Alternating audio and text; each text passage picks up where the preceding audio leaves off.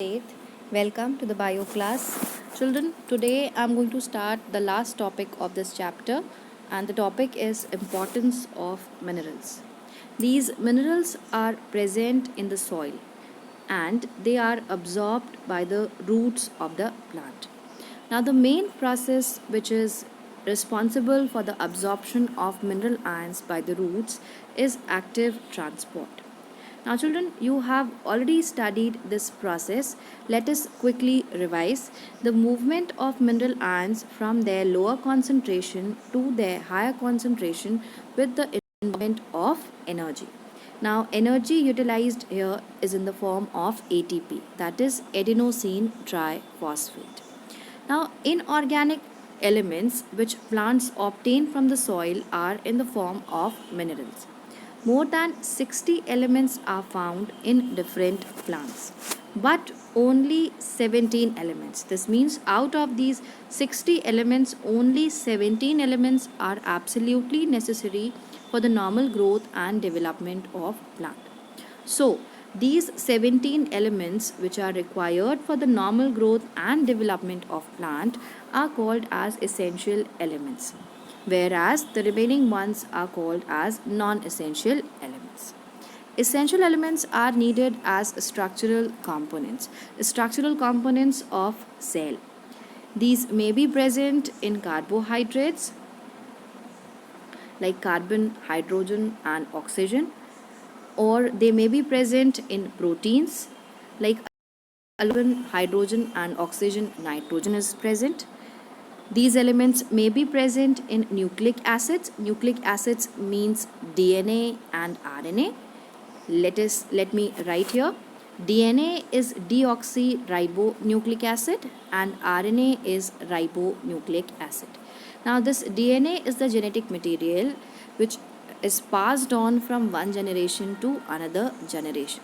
This is the only biomolecule which has the capability of replication. This means this is the only biomolecule which can make its own copy.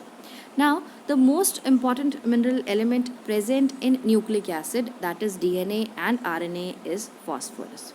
So, children, there are many other molecules in which these mineral elements are present, and they are the structural components of the cell. Now, depending upon the quantity of essential elements required by the plants, these elements are divided into two categories, and these are macronutrients and micronutrients. The name itself says that macronutrients are required in large quantity by the plant, whereas micronutrients are required in small quantity by the plant. Let us study in detail about macronutrients. Macronutrients are required in large quantities. They are carbon, hydrogen, nitrogen, oxygen, sulfur, phosphorus, calcium, potassium, and magnesium.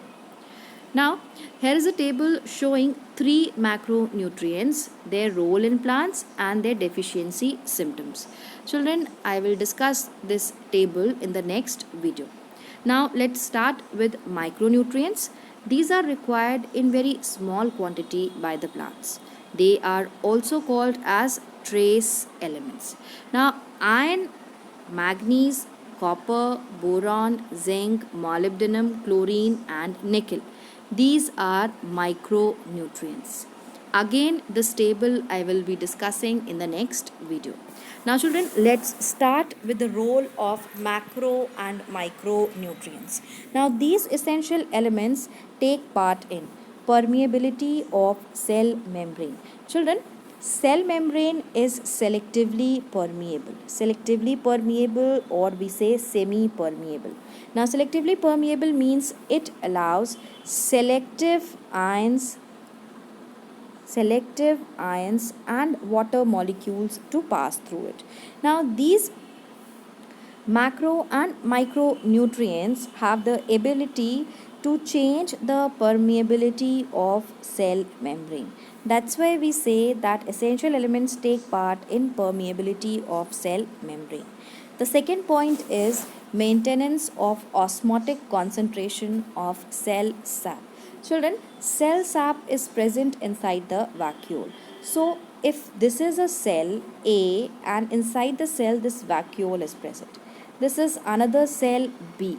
This is B and this one is A.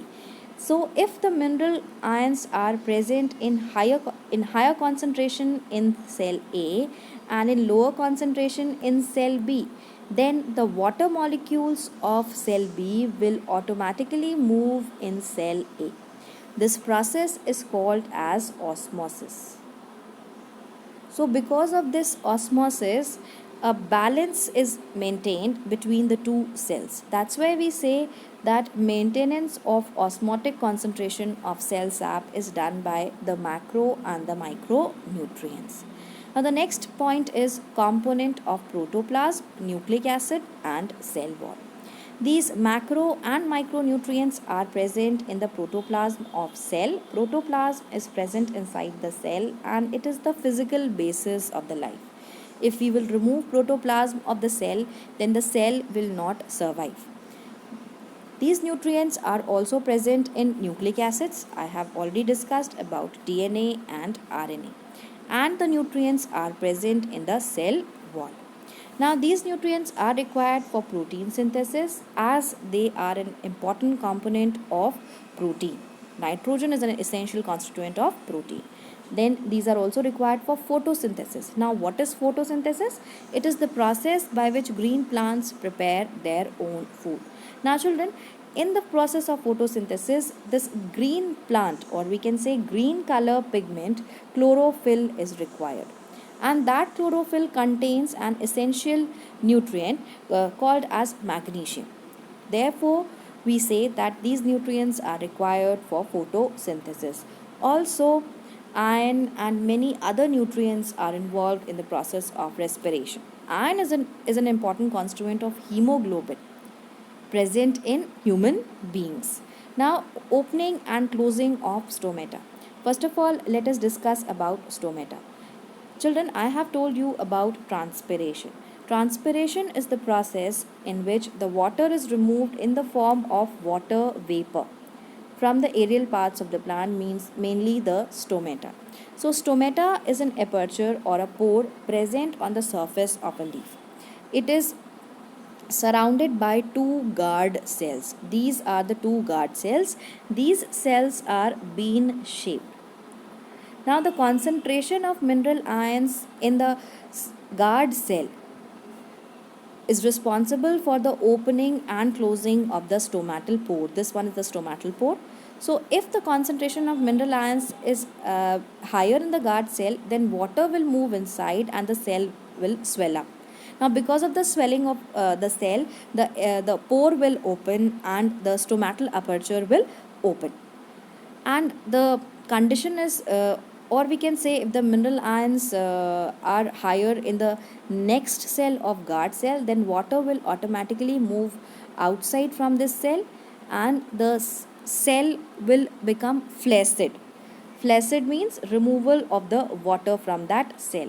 This will result in the closing of stomata. Now, the last point is growth and reproduction. These mineral ions or these nutrients are responsible for the proper growth and development and the reproduction of plants. Thank you, children. This was all about macro and micronutrients.